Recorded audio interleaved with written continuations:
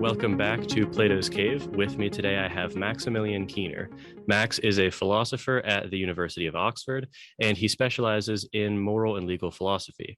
His research focuses on consent, responsibility, and artificial intelligence, and he is currently writing a monograph on responsibility and artificial intelligence. So Max, thanks for joining me today. Hi, Jordan. Thanks so much for having me on the podcast. Great to be here. So we've got a lot on the docket for the discussion. I don't think we'll probably get to most of it because we were talking over email or Twitter, and I was kind of exploring a lot of your work, and it's very cool to see. You have a lot of popular pieces, but then also obviously, academic articles. And I was kind of reviewing both of those, and I thought one thing that we might start with is a very kind of practical application of responsibility and ethics and what it's permissible to do. So you have this piece in the conversation entitled COVID, Is It Okay to Manipulate People into Getting Vaccinated? Which that article just opens the door to many, many exciting things. But actually, before we dive into that, can I ask how did you find an interest in responsibility and ethics in these topics? Sure. So I started with consent, and that was the topic of my PhD thesis. I was interested in our power to make things permissible that wouldn't otherwise be permissible. So the legal theorist Heidi Herd once had this interesting phrase. So she said, consent has a moral magic. So it means there's something that's impermissible. Then you give consent and you turn it into permissible, like from black to white. So it's consent that makes the difference between, say, trespass in a dinner party, she says, and the difference between assault and, let's say, proper medical care or physical intimacy that's permissible. And I like the idea of kind of being a magician or having this power over the moral landscape. That is, the rules aren't just fixed. So that was my way into the consent debate. And I was very interested in one particular requirement for real consent, valid consent. And that was that consent has to be voluntary. So you can't be coerced, you can't be manipulated. In some way, and we have to explain what way that is, you have to give your consent freely. So that was my interest in consent and my kind of PhD thesis, which will come out as a monograph with Routledge soon. And then at some point, I realized there are actually interesting connections between consent and responsibility. In fact, it seems that they share three key conditions. So the first one you might think is competence, or kind of the capacity for decision-making. So if you want to give morally valid consent, and if you want to be morally responsible, you have to have certain mental capacities. Insanity precludes consent, insanity precludes responsibility. But then also you might think both consent and responsibility, they require some kind of awareness, information, or knowledge. So if there's kind of the big debate about the epistemic condition of responsibility and the question what types of ignorance preclude or excuse a person, preclude responsibility or excuse a person. And in the context of consent, people often talk about the requirement of informed consent, especially in the medical context. So again, it's kind of an interesting parallel. And finally, the point that I'm most interested in, that is voluntariness. If you coerce someone, then it seems that this is a really clear case where consent isn't valid, isn't doing the normative work. And if you coerce someone to, let's say, committing a wrong, damaging property, that's also a good candidate for some kind of excuse. So I was kind of thinking, why is it that these two seemingly different things have the same conditions? And I'm just wrote a paper for an anthology where I'm looking at these things and see why is this parallel the case? Why is it there? And what are the potential differences? That's super interesting. Yeah, those three, I totally share your or I catch the intuition that those three kind of conditions or aspects are branching between consent and responsibility. That's really interesting. Does that come up will those kind of three branches come up in the monograph you're publishing? So probably not, but I wrote a paper, and I was interested in kind of the connection, and the starting point is, I think, a very memorable case from criminal law history. So in the 90s, there was this case where Robert Thompson and John Venables murdered a 2-year-old boy. But at that time, they were only 10 years old themselves. So that was an age at which they would hardly have been able to give legally valid consent to their own healthcare, but the authority considered them criminally responsible and actually made them the youngest convicted murderer since 20th century Britain. So that's quite an extreme case, but it illustrates, I think, a more general fact that's still true, and that is that the age at which children become criminally responsible is often considerably lower than the age at which they become able to give legally valid consent to their healthcare, for instance, also other things. And studies found that actually in 80% of the countries worldwide that they reviewed that had defined ages of consent and responsibility, the age of criminal responsibility was about 2 to 8 years lower than the age of consent. And that's, I think, quite interesting why that's the case, given that they in some way share conditions. So I probably won't be able to get into that in my kind of responsibility book now, but I had to write a paper, I think, because that asks for an explanation. I mean, obviously, the law might have very different reasons for organizing things in a certain way.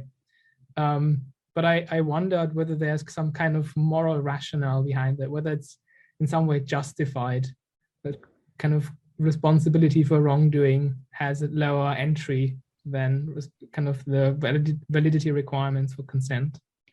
That's so interesting. Do you kind of at first glance, the thing that sticks out to me is the asymmetry between positive and negative morality there. So in the criminal responsibility, there is that impulse for sort of retribution or someone's just desserts. That term is thrown around in the literature a lot. Whereas usually when we're talking about the age of consent, we are talking about consenting to things that are generally at least plausibly positive things.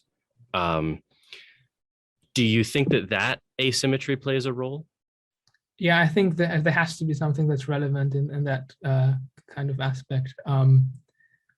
Maybe society has an interest that they want to send a clear signal to wrongdoers. They want to think they can't get away with it. Maybe that is something that plays a role. There are certainly so-called retributivist interests that kind of many people think, and I think John Danaher said this at some point, that we all have this interest in punishing those who transgress certain lines or violate certain norms. But then, yes, you're absolutely right. So when it's about consent, it's not about wrongdoing. It's about kind of enabling things that are ideally beneficial to the consent giver. So when you authorize a medical procedure, that's important for your health. When you authorize business transaction, ideally, that's mutually beneficial, and so on. And some people thought kind of in that area, there lies a difference, because when you consent, you have to understand your own interests, and you have to be cognitively more sophisticated to do that properly. But it's quite easy to understand that murdering someone else is bad. So that's quite easy to understand, but it's much harder to understand what kind of medical treatment you should get. Yeah, that does make a lot of sense. And it strikes me that oftentimes when we often explicitly consent to being viewed in sort of a non-responsible way, or Strawson would say under the objective lens or the objective attitude. And one, right from what you just said, is when I consent to being operated on by a surgeon, or evaluated by a psychiatrist, or even evaluated by an admissions committee on a graduate program, I am consenting to my own objectification there in a way that is, I wonder if when I consent to my own objectification there has to be, it seems like I would never do that if there was not the possibility of some positive aspect coming out of it, right? Like I want to have a tumor removed, or I want to have my psychiatrist tell me, this is a pattern of destructive behavior, or I'm hoping to get accepted to a graduate program. So that asymmetry seems to linger there as well. Yeah, that's an interesting point. I actually haven't thought about it that way, but you're right. Yeah. So when you kind of in these situations you consent, and while you consent or in the act of consenting, other people don't take the objective stance towards you. They treat you interpersonally as a full moral member of the community. But then what you consent to can be a sort of objectification. And obviously in the medical context, that's very often the case when you're being operated on and you're under anesthesia. Certainly you're not an operating moral agent in these cases. So I think that's interesting, because in the consent debate, that shows that in these situations, it's not a clear case where other people just take the objective stance towards you because they only do these things because of the prior act where they respected you as a full moral agent. So these things interact, and that's a really good point. Yeah, maybe we should write a paper together about that. We could call it the two-stage consent argument or something like that. Where there's there's the first stage. I pulled this example from in my writing sample to the graduate programs. I was sort of critiquing this what I think is a view logically entailed by Christine Korsgaard's work on interpreting the demands of Kantian morality through the lens of agency and responsibility, and I think that her grounding there kind of ties her to a commitment to always hold people responsible in a way that never permits for the objective stance. And the paper it tries to justify that, but in the concluding section, I kind of retort to that and say, well, there should be some really obvious cases in which all of these conditions that she's reasonably worried about are met, but that we should still be able to view people morally through the objective lens. And the case of sort of consenting to a surgery was one that I used there, where, even, and we can make it an even more pristine case where you don't even have to be sort of under anesthesia in a surgery. I showing up to the emergency room having driven a nail through my hand accidentally or something. I mean, I don't want my surgeon or the ER doctor to kind of just embody all of my terror and with me. I want him to really, really kind of distance himself from me, view me as really kind of a malfunctioning object there in some sense, right? And I guess this goes to Paul Bloom's work on empathy and the dangers of that. But yeah, it seems like there's this really obvious exception to when we should be able to hold people, or when we should be able to take the objective attitude towards people, where there is that either explicit or, in some interesting cases, maybe implicit consent to being viewed under the objective stance. Yes, yeah, that's interesting. And maybe in some of these cases, as I said before, the two layers intersect, because when you go to the emergency unit, if you're still able, you would consent beforehand. And in consenting, you in some way also take responsibility for what's being done to you, in the sense that if then the kind of the physician proceeds and helps you, you couldn't complain afterwards and say, well, why did you do this to me? So in some way, the physician wouldn't be answerable for certain things anymore.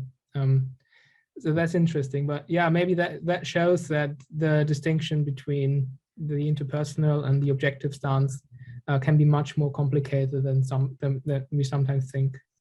Yeah, it's why I want to study it in my graduate work. It's such an interesting area. I mean, it touches so many other topics, and it is really obviously applicable to everyday interpersonal life in a way that some areas of philosophy cannot be. And I just find it so interesting. Yeah. So the issue of consent really naturally ties into that popular piece that I was going to raise. And if I could, maybe I'll actually just read a few paragraphs that you begin the article with, because they set up a really, really interesting problem. So again, the title is COVID, is it okay to manipulate people into getting vaccinated? So you start, Bored Panda, a website that publishes lightweight and inoffensive topics, reports an allegedly true case from the US of a woman who refused to have her child vaccinated. That woman, who is described as a conspiracy theory magnet, provided 15 reasons why vaccines are more harmful than the disease they protect against. When the doctor realized that he wouldn't be able to dissuade her of her beliefs, he decided to present her with another one. The doctor says, "Have you considered the possibility that anti-vaccine propaganda could be an attempt by the Russians or the Chinese to weaken the health of the United States population?" And so you point out the doctor deliberately deceived the woman here and probably reinforced her belief in conspiracy theories by pretending to find them plausible himself. But this tactic worked, and the mother consented to have her child vaccinated. And this, just raises so many really, really interesting questions. And the first one is, this seems like it's a pristine case of manipulation. But I was thinking about what we mean by manipulation in more detail. And I was wondering what you thought about some potentially necessary conditions to it. So one that I was thinking about is, in order to manipulate someone, it doesn't strike me that the source of the manipulation has to know or believe that what they're saying is false. Did you agree with that one? Yeah, I think that's right. And so in that piece, there might be a more complicated story behind the case. So as it's reported, the physician only asks a question, right? So there might be different scenarios. So you could think, well, actually, that's just a rhetorical question. And you could tweak the case in a different way. You could say, the question just prompts the woman to think about this again. And ideally, she would realize that there is no evidence for any of those theories, and she would drop them all. Then think again about the vaccination and consent for good reasons. So that would be the ideal case. But the one that I described is kind of slightly different, where I was assuming, kind of reading into the case, that there was also the intention to induce a false belief, to deceive. And you might think the physician asks the question, and then they also show a certain website reinforcing the belief and adding some kind of further fake evidence for it. So that's kind of the thing that I'm here addressing. But I think you're right. To manipulate someone, it's not necessary that one also believes that a certain thing is false. And in this particular scenario, that doesn't have to be the case. I think, often when we talk about manipulation, we use it in a very pejorative way. So manipulation seems to be, by definition, something that's wrong. In another publication, a paper that I published in Field Studies, I suggested maybe a more morally neutral understanding, where manipulation is something in between rational persuasion on the one hand, so the giving of reasons, and kind of things like coercion on at the other extreme, so where you use threats to violate rights, something like that. And manipulation, or in other people said, some kind of irrational influence, it's just a way where you influence a person's decision-making by targeting certain heuristics, biases, mental shortcuts. So the debate about so-called nudging is kind of very rich with examples where kind of you can manipulate in this morally neutral sense when in the way in which you present food to a person, in the way in which you present information, for instance, whether you frame it in terms of success rates, 90% success rate or 10% failure rate, whether you explain something purely verbally or whether you also present pictures, and all these different things. I think what's so interesting about manipulation is that it shows we are not these purely rational creatures, and there's a certain kind of exaggerated simplicity in our picture of rational agency. We are subject to so many different kinds of influences that are in some way irrational. So they don't make us irrational in the sense that we would then act contrary to norms of logic or become inconsistent in some way, but they are irrational in the sense that the explanation of why we act as we did is no longer a justification. So for instance, when you only do something because it was the default option. So you were just too lazy to switch options. Your insurance company presents you with a default and you just go with it. Your Netflix account presents you with a default and you just go with it. So that explains why you did it, but surely it doesn't make it any more rational or justified.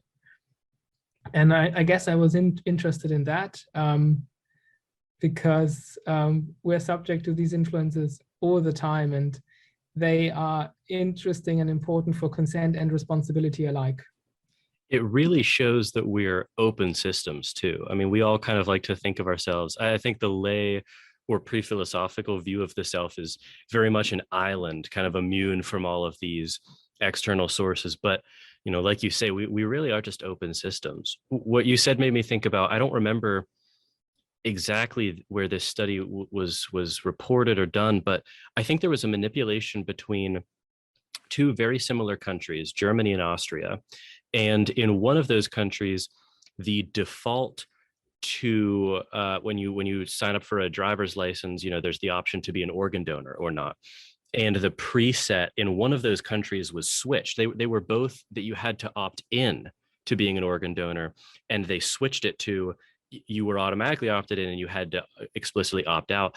And it changed it from something like 30% to 90% enrollment rate in being an organ donor.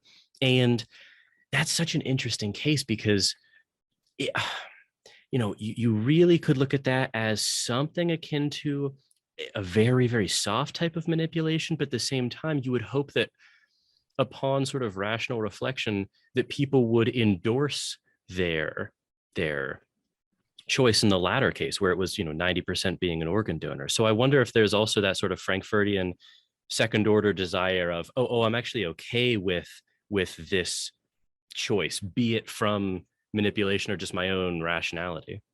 Yeah, interesting. Yeah, you're absolutely right. So in Austria, it was the case that you had to opt out if you didn't want to be a donor, whereas in Germany, I think it's still the case that you have to opt in, have to give explicit consent. That's right. And this is also a very interesting case because it shows that some influence or another is inevitable in this case. So something has to be the default. Either it's an opt-in system or an opt-out system.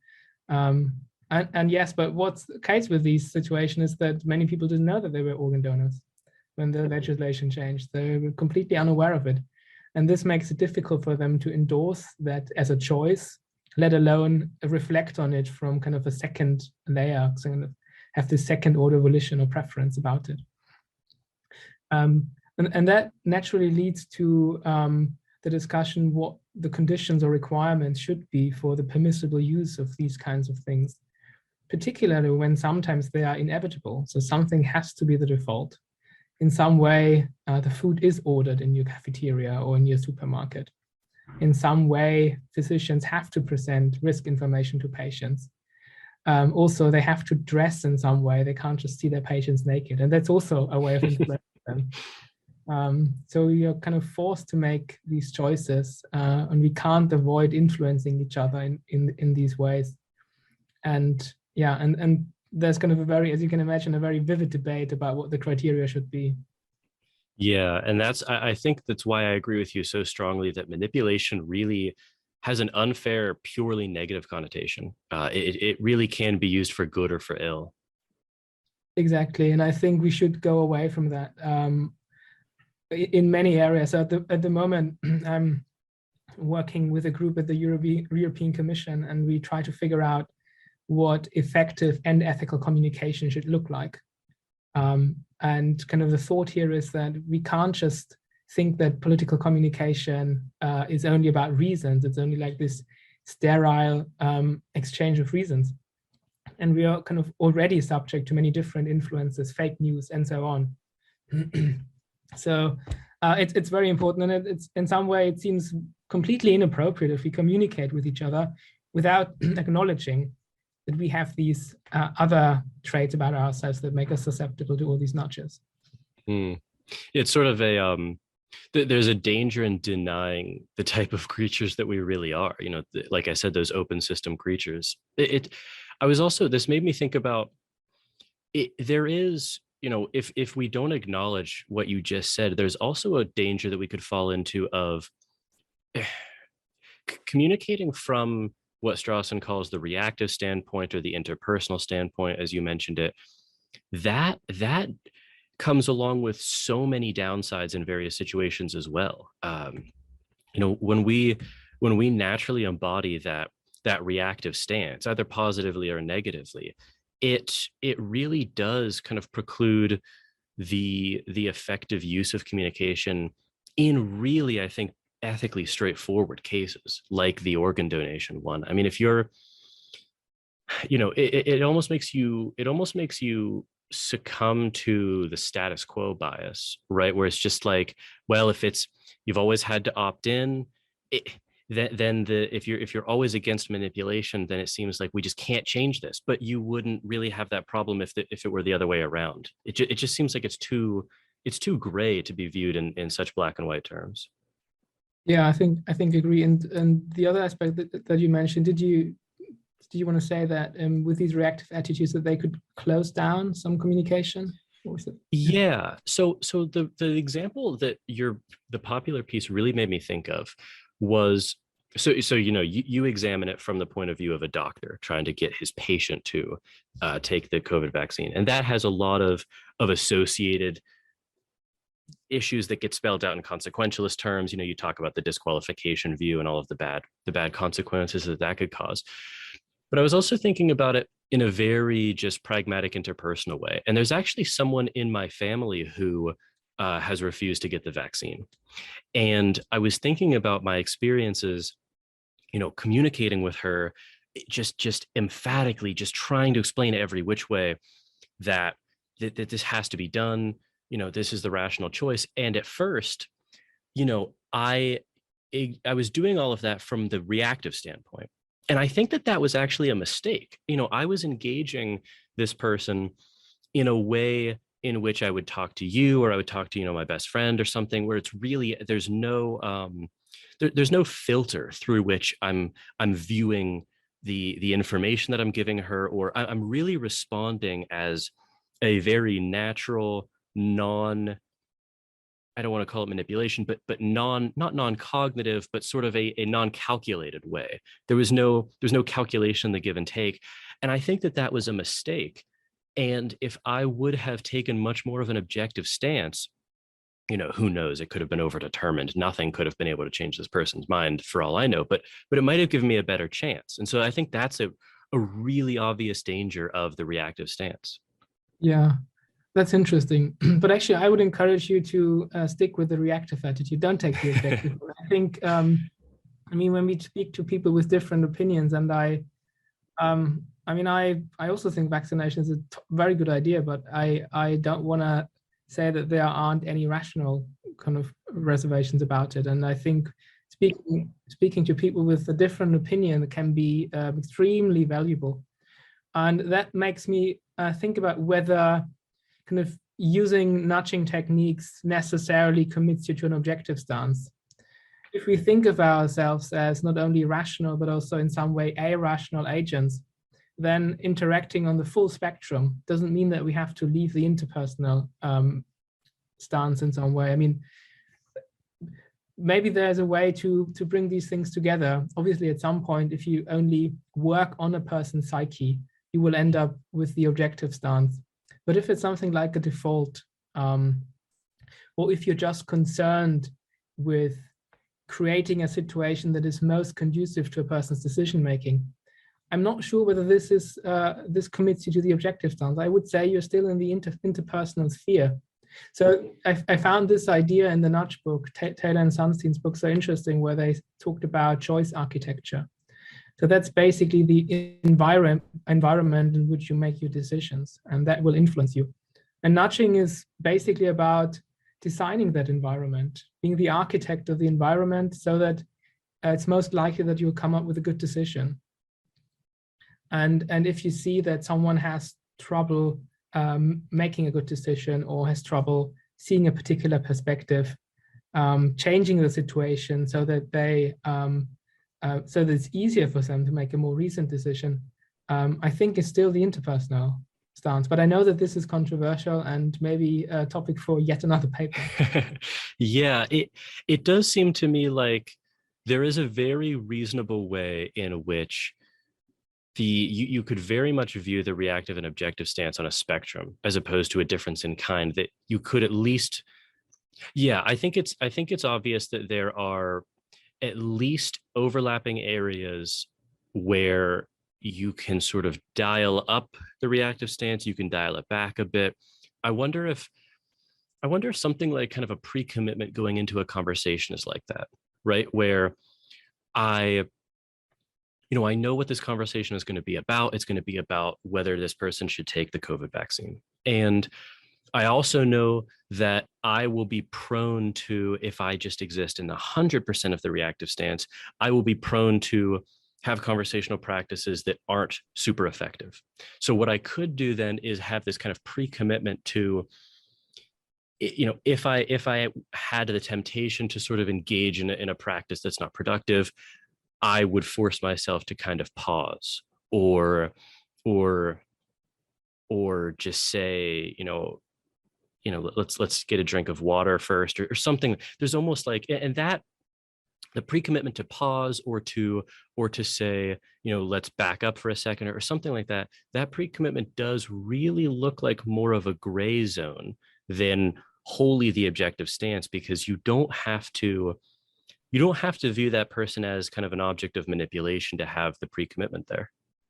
Absolutely. I think I fully agree there. And I think the example, let's take a break or let's have a glass of water, is really good, because it maybe there's some kind of cooling off period. Yeah. In the sense that you at some point you realize, well, we're not making any progress here anymore. Let's just take a quick break and think about it again. And that, you might think, is also a nudge and some kind of irrational influence, because you're basically pushing a person in a situation where kind of the heat of the emotion will fade away then. And then she will make the decision on the basis of different considerations. And psychological research has shown that normally we are very bad at determining how much emotions affect our decision making. So if you're like a skilled choice architect and you kind of slightly nudge people in a situation where these emotions have a lower grip on them, that might actually be a case where the manipulation enhances rationality. Kind of the nudge pushes you in a situation where you're more likely to make a good decision. And that's something that people in the literature try to explore with kind of the term a nudge to reason.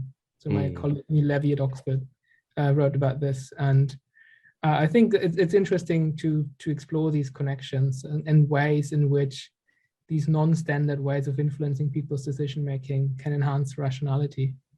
Do you think that view relies on an implicit notion of sort of that person's kind of all things considered self, or best self, or best interest view, or sort of rational self, right? There's a lot of terms for it, but there's a way of thinking about that in which, that cooling off period kind of allows that person to return to their more reflective self or their more rational self. Whereas before, both parties could have been on this track towards the least rational version of each other. And that objective pre-commitment to pull back in that way sort of allows both parties to get back to their, true selves, for lack of a better term.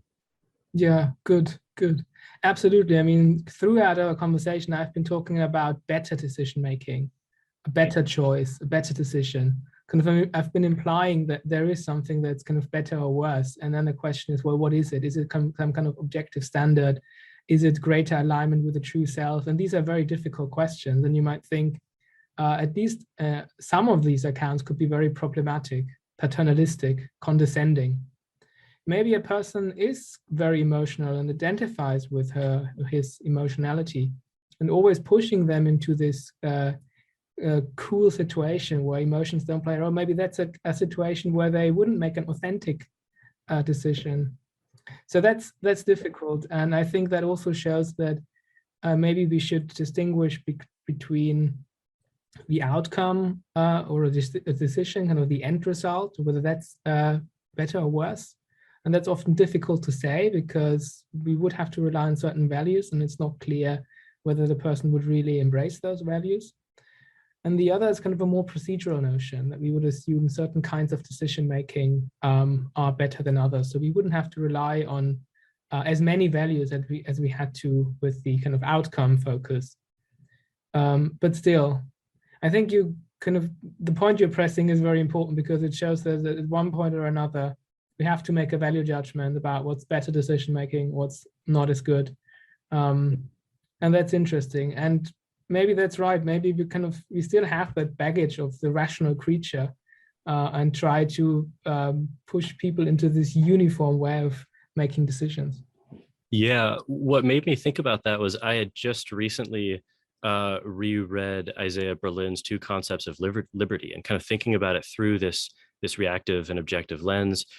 And Berlin in that paper talks about positive freedom and negative freedom, kind of freedom from and freedom to. And it strikes me that in cases like these, Berlin talks about, okay, you can't pretend that there's not a trade-off here. Positive freedoms and negative freedoms will oftentimes come into conflict. And I wonder if there's almost an analog in these cases within the concept of one person's self, not even on, Berlin talks about the political side of this, where multiple parties will have conflicts, but there's almost that same battle going on inside of one person in these cases. Do I want or does this person, should they want all of the positive freedoms that will come along with getting the COVID vaccine, the freedom to do more things, the freedom to have less anxiety, and then freedom from, potential hospitalization, potential death, things like that. And one thing that is a tally in the freedom from is that we generally want to be free from manipulation. But in that Berlin way of thinking about things, I wonder if there is an amount of positive freedom that could, and it seems to me clearly, yes, outweigh that negative freedom from manipulation. Yeah, good. I've always found Berlin's account very interesting, but I always kind of caught myself thinking that we have to think about positive and negative liberty kind of at once and not separate them too neatly, because it seems to me that liberty or freedom is almost always this tripartite relation. So a person is free from X to do Y. And often when we think about freedom from interference, we are interested in that because it gives us freedom to do certain things or to realize certain plans. And I agree with you. We generally, we want to be free from manipulation, at least when manipulation is understood as this morally wrong, pejorative notion. But as I said earlier, often we just cannot be free from manipulation. It's difficult, it's impossible. So we have to kind of pick which type of manipulation or irrational influence we want to be free from. And that can make a difference to what we are, to our capability as a decision making, or to what kind of things will influence our decision making. I think the kind of the example that you mentioned earlier with the emotions is a good one, because maybe some people don't want to be free from certain emotions. When I make a certain decision, it might be important for me that I'm not free from the affection for my loved ones. It would be if I decide a certain kind of important private matter and I kind of disentangle myself from affection and love, that could be a very bad thing to do. And so in this case, negative freedom will kind of undermine the value that I see in positive freedom in that context. So that's kind of one of the reasons why I think this general kind of reading or kind of interpretation that I want to put onto Berlin, that we have to think of negative and positive freedom at the same time, could be very helpful in the manipulation debate as well. Because every time we kind of change something in the decision-making process, keep certain things out of the picture, that might also affect what people are then capable of later on. It seems like, from what I recall, Berlin explicitly said that manipulation, I think he uses the word coercion, has to come from it's got to be another agent kind of doing these things to you. Do you think about manipulation in these cases in the same way? Does it have to be an agent manipulating you? Yeah. So I think often when we're interested in manipulation or coercion, we're interested in a further question. So in my case, this would be, is consent valid? Was the manipulation or coercion serious or significant enough to undermine consent? Or was it significant enough to undermine responsibility? So in these cases, it seems often very important whether or not there was an agent or whether it was just background circumstances. So the canonical example in the consent literature is that if someone threatens you with a gun and says, if you don't consent to this procedure, I'll kill you, surely that's invalid consent. But if you only consent to it because otherwise you would die from an illness, you can give valid consent. So kind of the set of options is the same, procedure or death, but how the set of options is brought about is very important. So it kind of, I think it depends what your normative or moral interests are. And you might also think that you can evaluate coercion and manipulation from different perspectives. And I recall that Michael Garnett had a very interesting paper in ethics where he talks about the wrong and the bad about coercion. So the idea being that the bad is an axiological term. So it's about value, kind of leading a good life. It's about flourishing. Whereas kind of the wrong is a deontic category. It's about rights violation, obligations. And sometimes kind of coercion can diminish your flourishing, even when it comes from background conditions, like having an illness that kind of forces you to consent to that operation. It's bad, but it's not kind of wrong in the deontic sense that would undermine the validity of consent. And so these two categories, I think, are quite interesting because they can also apply to manipulation. You can think, well, if you're interested in what makes your life go better or worse, what undermines your flourishing or advances it, then you can have these axiological categories. You can think that it doesn't really matter whether it's a person intentionally manipulating you or whether it's just a very unfortunate choice situation. But once we're interested in kind of the more specific deontic questions about valid consent, responsibility, blame, punishment, then it might make a big difference whether it was the circumstances or whether there was an intentional wrongdoing in the background. Yeah, that's super interesting because, also locally or pragmatically, if there is another agent that is directly responsible, that's also someone upon which we can cast our blame, right? And so that's an obvious way in which it would remove the blame from the person in question. And what you said makes me think about, they're the famous Frankfurt cases. And a huge kind of sub-literature on those. But the same thing could be applied to the case of consent where, if someone holds the gun to my head and say you have to consent to this operation, and I had no intention of doing that, if they hadn't held the gun to my head, well, that's an obvious case of non-consent on my part.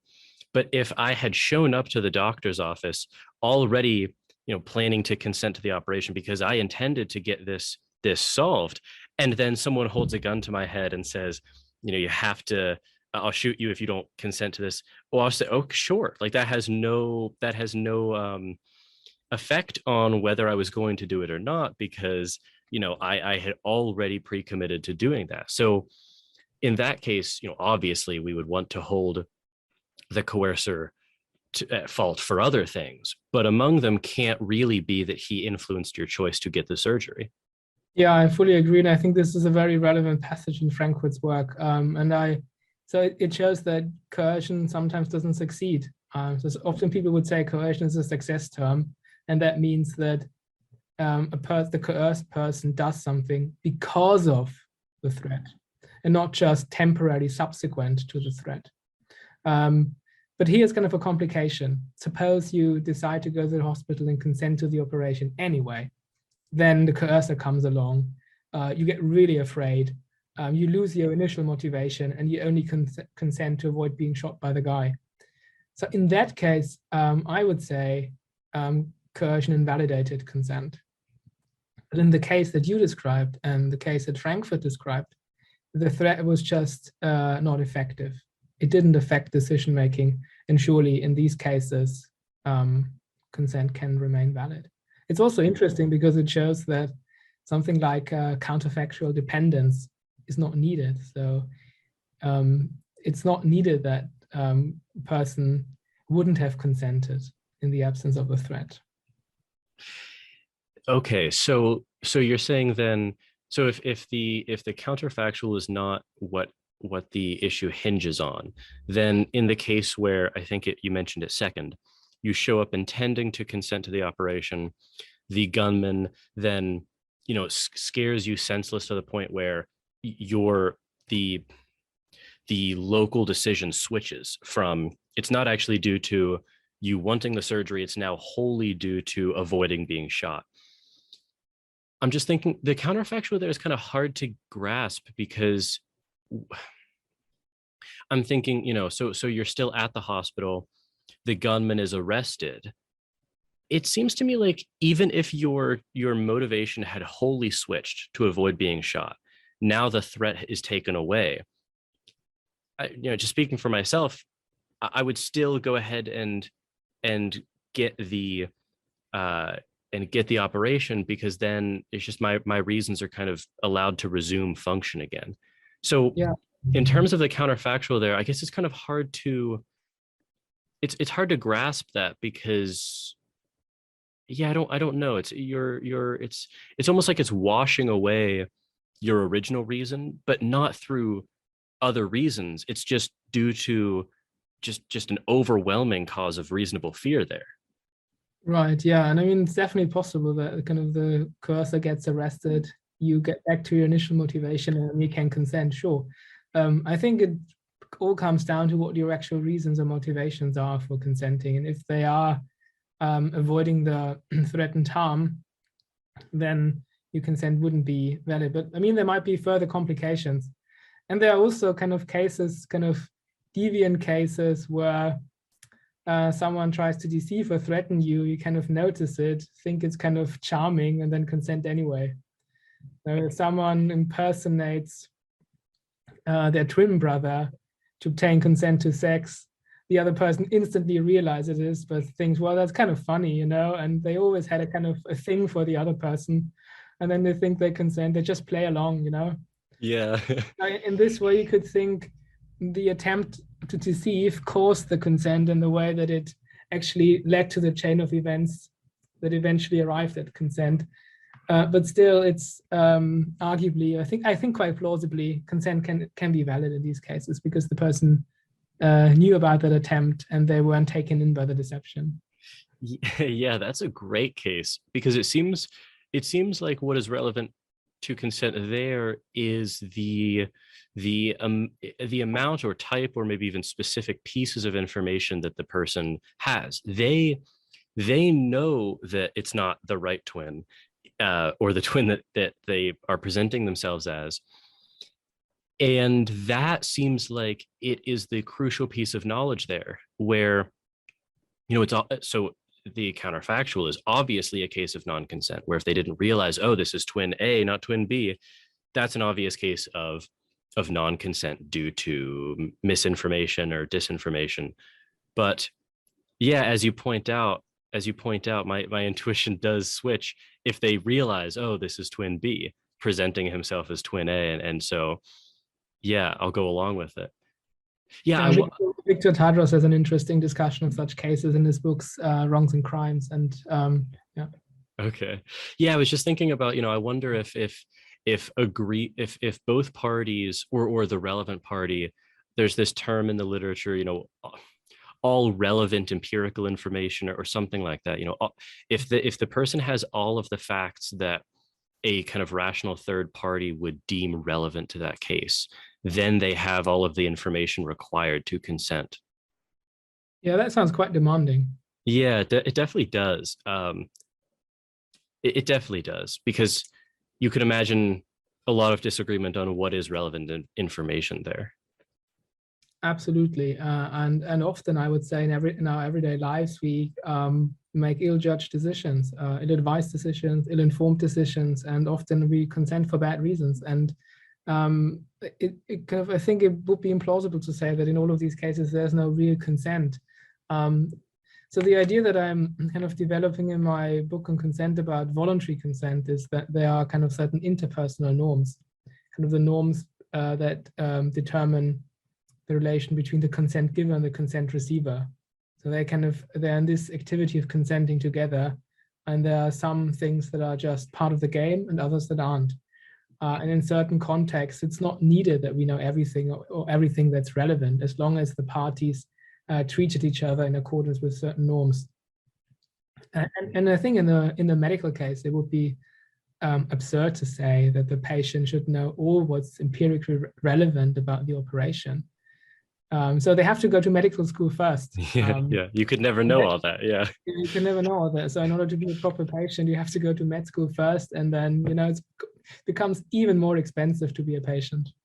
Yeah, it becomes very expensive. Yeah, no, you're right. That is an obvious reductio to the idea that that they would have to know all relevant information. I wonder if someone could respond to that.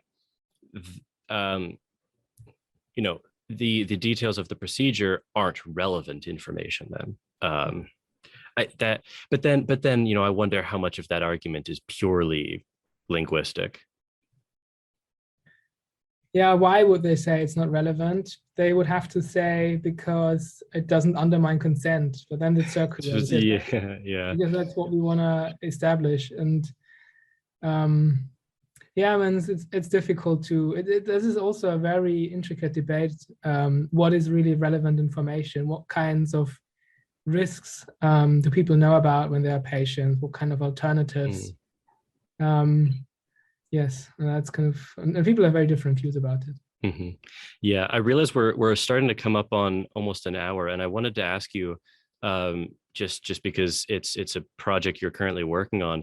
So the book project that we mentioned, the working title is called Answering Others, and you say that you in this book you're going to put forth what you call the legal turn, which was interesting to me. So it's the idea that an inquiry into legal responsibility can guide an inquiry into moral responsibility, which is typically reverse from how people and admittedly I have always tended to think about that. So what's your aim in that book, and how are you planning to do that? Yeah, I mean, I have to admit, I also thought in the past it's the other way around. The kind of moral philosophy is about the fundamental truth, and the law is just this blunt instrument and kind of subject to peculiar constraints. And if there's something special about the law, it's because of its peculiarity, but not because it tracks some fundamental truth. But then I had some doubts about it. And I thought that the law has a very interesting approach to responsibility that's different from philosophy, but which might still be relevant more generally. So I think in philosophy, people think about responsibility individually or naturalistically. So responsibility is very often mostly a function of an agent's psychology, what they knew, what capacities they had, and so on. Or it's very often a question about whether determinism is true or not, or whether it's compatible with free will. So it's kind of this naturalistic picture. It's also a very individualistic picture. It's mostly about the responsibility of the agent. In the law, it's a bit different because they think of it as responsibility socially or relationally, functionally. So it's kind of part of a societal practice. It's not just about an agent's psychology. It has to do a certain job in different parts of the law. And that job is different, whether we look at the criminal law or tort law. And I thought this was interesting, that questions of responsibility could be asked differently. And then also in the law, it's not so individualistic, because lawyers ask about when we are responsible for others, like vicarious responsibility or liability, complicity. And that's something that philosophers have not been as interested in as lawyers. And I thought maybe there's something that we can learn from the law, because it addressed questions of responsibility differently. And what I'm trying to do in the book is to take some specific selected legal doctrines, for instance, vicarious responsibility, but also things like strict responsibility, and see if they tell us something that's true about responsibility more general. I'm at an early stage, and I have to admit, kind of legal turn sounds like this big thing, like the linguistic turn. And I'm a bit boasting here. It's a bit an exaggeration. I completely admit that. That's for the purpose of advertising the idea. But kind of that's the thought, that it's interesting to see how the law approaches responsibility. And I think it could be relevant more generally. Yeah, I'm very excited. I hope that is published and published soon, because that sounds really, really interesting. You're right. That's not how, it's really not how the topic of moral responsibility is presented in, any introduction class to it, or just even in any high level readings about it. I mean, this is just not how it's viewed. But yeah, you're right. There are other concerns that could be easily imported back from the legal domain into the moral one. So I'm really looking forward to that. Yeah, thanks. But it'll remain controversial, and we'll see how it goes. Sure. But there are some other people interested, I think, in the topic as well. And So as a very recent addition to what I'm doing, I'm editing a Routledge handbook on responsibility. And we'll have one section on responsibility in the law, where some tremendous people kind of write about what could be relevant more generally. So I'm excited about what's happening there. And I'll come back to you as a critic. Yeah, that sounds really, really interesting. So that's the Routledge edited volume is under construction now?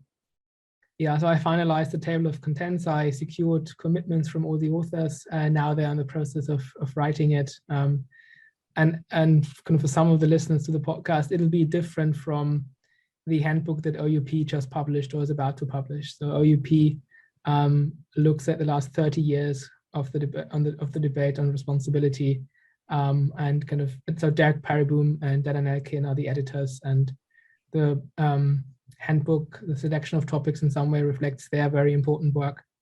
But I wanted to provide a slightly broader approach, include some historical chapters, and also in particular the ethics, politics, and the law of responsibility. Okay. Yeah, I a few episodes before this one, I talked to Paul Russell about both an earlier paper of his, but he's also a contributor to the OUP handbook. Yeah. Great. Yeah. Well, Max, I really, really enjoyed this conversation. If you could, I'll leave links to all of the pieces in particular that we've talked about, but is there anywhere that people can go to find out more about you and your work? So I've got a personal website that I keep updated, and I'm always happy to hear from people if they have any interest, and they can certainly email me. My email address is on the website as well. So that's probably the best place to look at. Okay, great. I'll leave all of the links in the description below. And if you could stay on the line for just a second, but I thank you again. This was a ton of fun. Thanks so much for having me, Jordan. Okay, I want to thank Max again for joining me. I really enjoyed that talk. It was a ton of fun, and we talked about some new ideas for both of us, I think, and I hope you enjoyed it as well. So if you want to support this show, keep it going, help it grow, you can share it on social media or Twitter specifically. You can rate it on Apple Podcasts, like or subscribe via YouTube or your RSS feed. And you can also get in contact with me. You can email me at platoscavepodcast@gmail.com and follow me on Twitter at Jordan_C_Myers. And as always, thank you for listening and keep struggling to escape the cave.